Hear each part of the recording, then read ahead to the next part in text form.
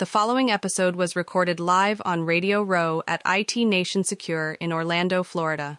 A special thank you goes out to our partners, LionGuard, BVOIP, and TrueGrid, for making this trip and coverage possible.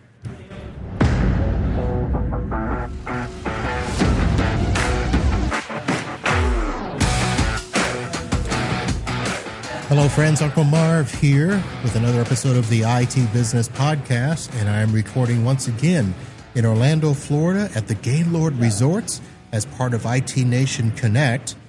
And I am joined by somebody from within the ConnectWise family. So we're going to have a nice little chat about that. The person that I am referring to, John Helms, Director of Product Management, specifically Cybersecurity. This is a cyber conference, so they made him come out and chat with me. So, John, welcome to the show. Thank you, sir. It's a pleasure to be here. So let's go ahead and start with the announcements that have happened. So I got to announce at 9 a.m. this morning that, of course, ConnectWise has the partnership with Microsoft PAX 8. They have some other stuff, but then also the introduction of the SIEM. Yeah. And you had a hand in that. I did. A little small hand. So we got to talk about the new SIEM. I'll go back a little bit on the Microsoft stuff, because we did talk about the deeper integrations with Microsoft and how we're using the ASIO platform to actually keep the MSPs inside the platform, but also trigger actions within Microsoft, right? But never leave. Okay. So they stay in one place. But yes, we did. We did also announce a SIEM. Yep. All right. I held it for the end. Yeah, that's fine. So what does this really mean? Because I need to ask it in this manner, because I've interviewed both vendors and MSPs, and there seems to be, everybody knows that they need to have a SIEM, but everybody has their own different version of what a SIEM is and what a SIEM does. Some MSPs want a SIEM behind them, but they want to do the work. Others want the SIEM to do everything. Tell me how this works within the ConnectWise framework.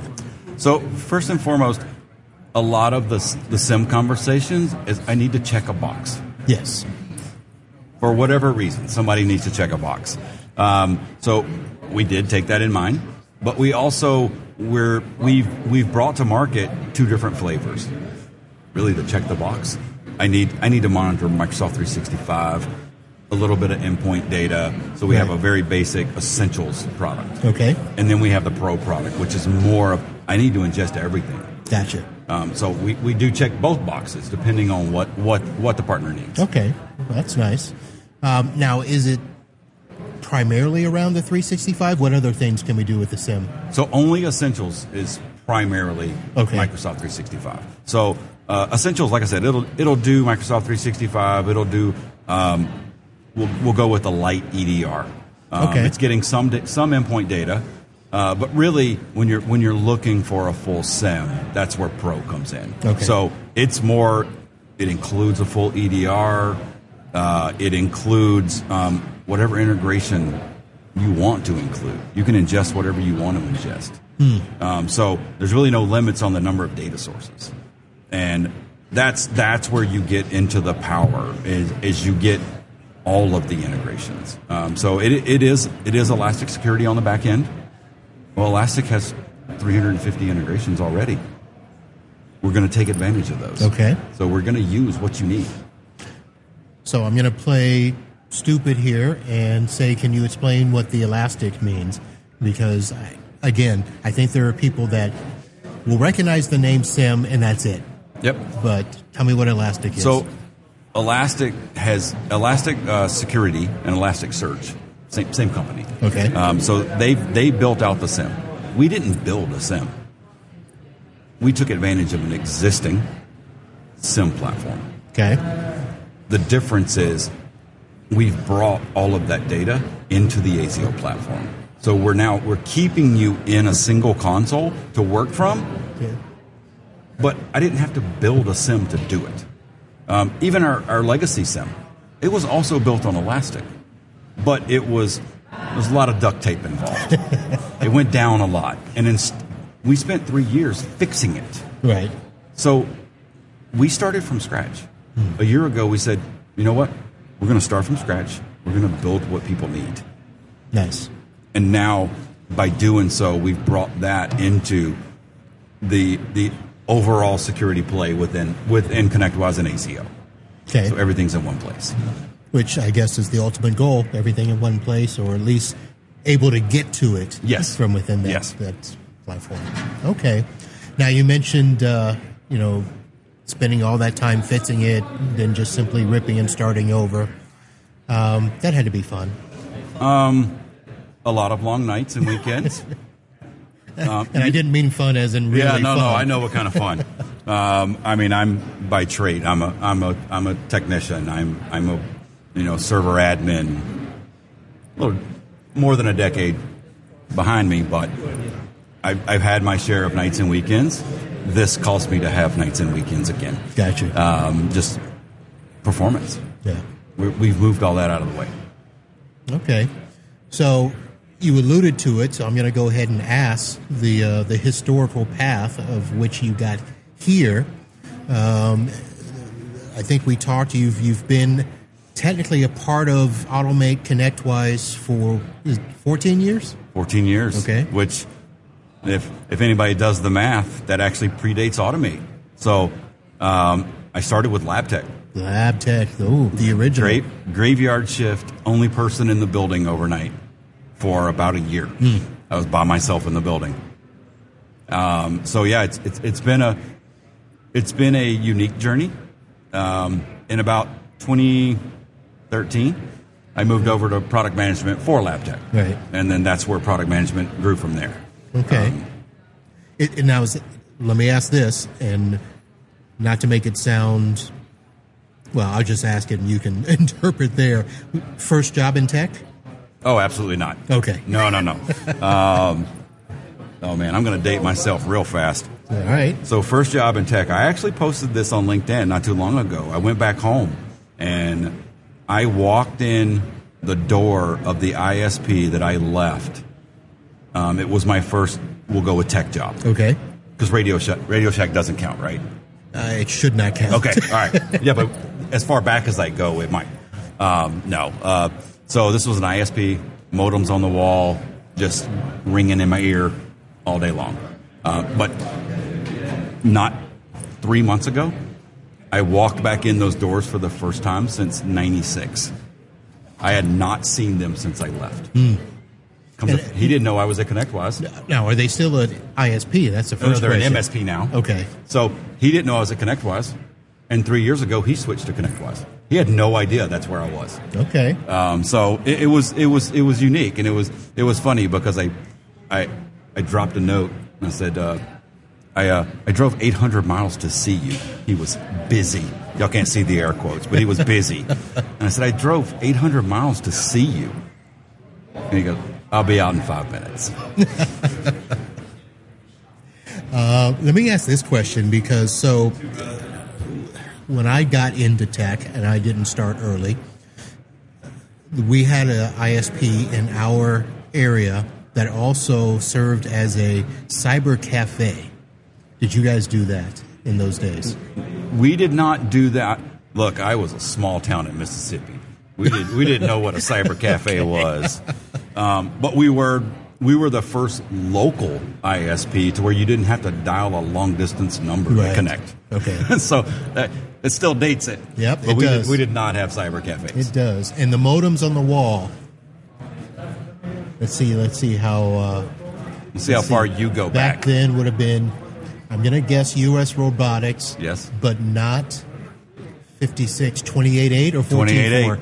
28.8. Okay. I remember us swapping out to ISDN and swapping out some of our larger companies, which were small, but larger companies to ISDN. And so, yeah, it's fun times. They were. I remember those days. And modems, ISDN, and then, of course, DSL. Yeah. I had already moved into the enterprise space when DSL came out. But I was also, I'm a technician by trade. I was doing side gigs, installing modems left and right for leadership. Right. And that was, back in, I think I was in Memphis at the time. So what got the transition from the ISP into the other space? I mean, were you doing any sort of development work at the ISP and transitioned over, or did you do anything else in between? No transition. I was 100% in a very small town in the Mississippi Delta. I wanted to get out. I jumped to Memphis. Okay. And so I landed a job in the enterprise space as a network admin. There you go. You know, Cisco equipment, Windows servers. I'll date it again. Novell servers. Ooh, Novell. Yeah. So I was working Novell servers. Novell too. NetWare, and yeah. Did you do the GroupWise stuff? I did do GroupWise. My initial project at that company was to get rid of Novell and move them to a full Windows. There's a little bit of 3.5.1 in there, but we were going to 4. NT4, yeah. Yep. Wow. How's it feel going down memory lane? Makes me feel older every day. And now I'm thinking, ooh, I'm old too. All right. And how did you get to Lab Tech and Automate? So I was working at a local. I'm local to Tampa-ish. I ran across an ad and I saw it, and so I was like, well, I've been doing this all my life. Let me see what they have. They didn't hire me the first time, and so like 3 months later I came back and they asked me would I work the graveyard shift, and I was like, yes I will. And I've always done some form of support my entire life, whether it's no matter where I'm on servers, workstations, whatever. And LabTech was it. I was installing the software. I was installing the agent and troubleshooting logs. I'm like, this is just what I do. And so it was an easy transition into that. Okay, nice. Yeah. All right. So let me go back to, we talked just before we came on the air about when you started as the product manager. It was around the year of our COVID, 2020. A lot of things have changed since then. What changes have you seen? I'm going to stick with security, and then we'll just kind of keep it there. Since then to now, I mean, it feels to me like a lot's changed. A lot has changed. I will say personally, the biggest thing for me is we were all in the office. Yeah. And now I've got colleagues all over the world. There was a lot of things happening in 2020, 2019, 2020, 2021 from ConnectWise. And there was a lot of acquisitions. Yeah. So we grew globally real fast. I was used to going in the office every day, going and having lunch with the same people every day. And, when you turn global and now people are West Coast, East Coast, Central, UK, Australia, it really throws you off. Yeah. Especially when you're in HQ and everybody you work with, you can see them. So that changes a lot of things. But that was one of the things that we had to quickly adapt to also with our partners was, we have to figure out how they're securing stuff, because now everybody's laptop is sitting in their house. And that's a much larger problem. Yeah. And not only that, it might be a personal laptop where they don't want an agent on it. Yeah.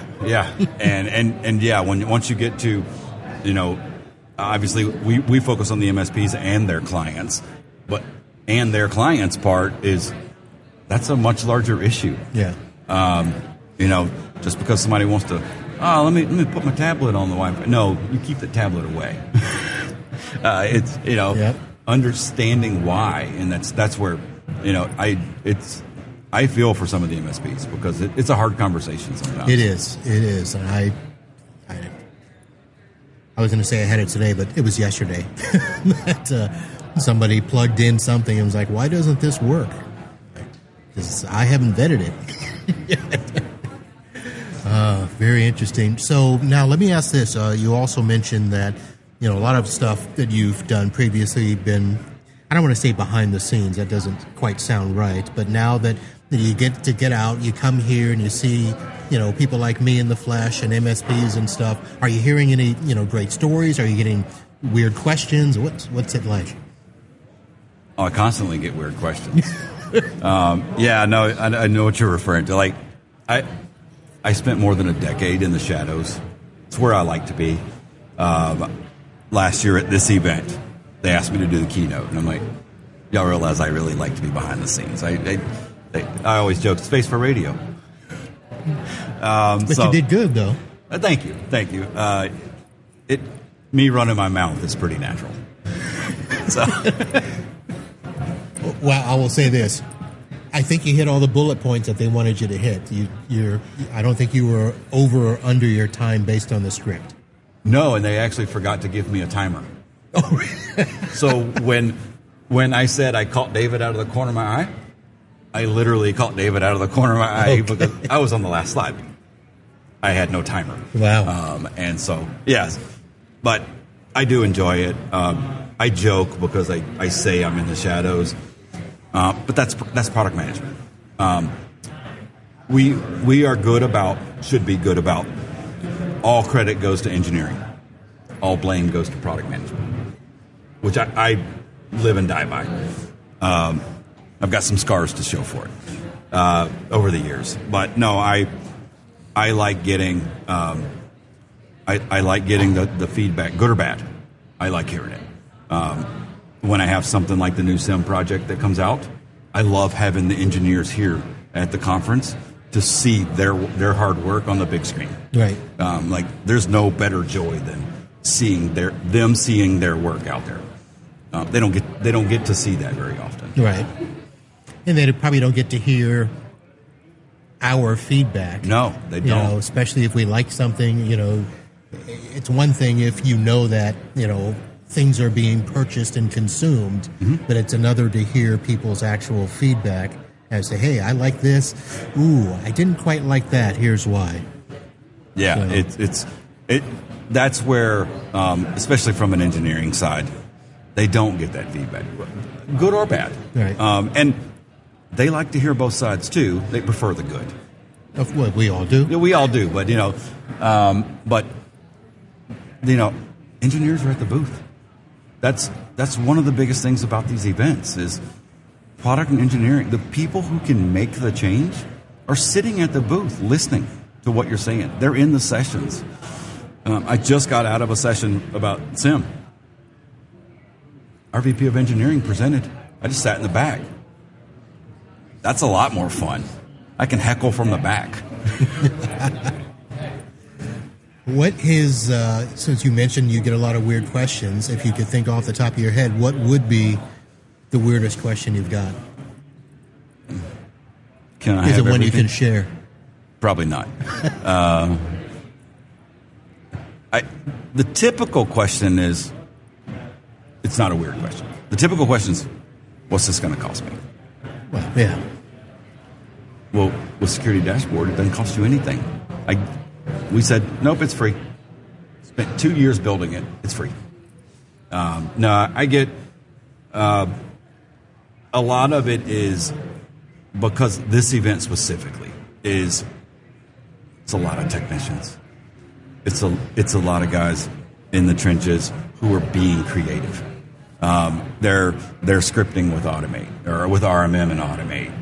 They're being very creative in what they're trying to do. And you get the weird questions like, hey, so if I were to create a script, this was a conversation yesterday. Okay. If I were to create a script that would create a temporary user on an endpoint and put it in the ticket so the technician could log in, and then once the ticket is closed, it would delete the user. And I'm like, that's an amazing idea. Have you heard of access management? Because we do that. And you don't have to write the script. But when you give engineers tools, they try to see what they can do. Right. And so he legit had no idea that we actually did this. He's an engineer. He was trying to do it. And he did it. But there's actually a tool that does it. It's what I loved back in the LabTech Automate days was I would just get in there and go, see if I can make it do this. Right.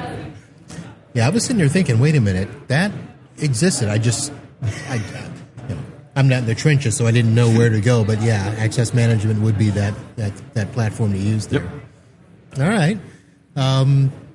So now, are you local? Are you in the Tampa area still? I am in the Tampa area. Okay. I've been in the Tampa area for about 15 years. All right. What do you tell people that come from out of town and are complaining about our heat? Sorry. It sucks. You're going to complain as soon as you get off the airplane. Yeah. Yeah. And it's a wet heat, is what I tell them. Yeah, they don't understand that, but they do real quick. Yeah. It's been good. Well, John, it was nice to meet you. And again, I did see your presentation last year.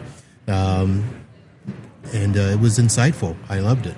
Thank you. And thank you for coming and sitting and chatting with me now. And good luck with everything and all the feedback that you're getting on the SIM. And hope it goes well. Thank you, sir. All right. It was a pleasure. So there you go, folks. John Helms, Director of Product Management, Cybersecurity here at ConnectWise. And that'll do it for this episode at IT Nation Connect. We'll be back with another soon. And until then, holla.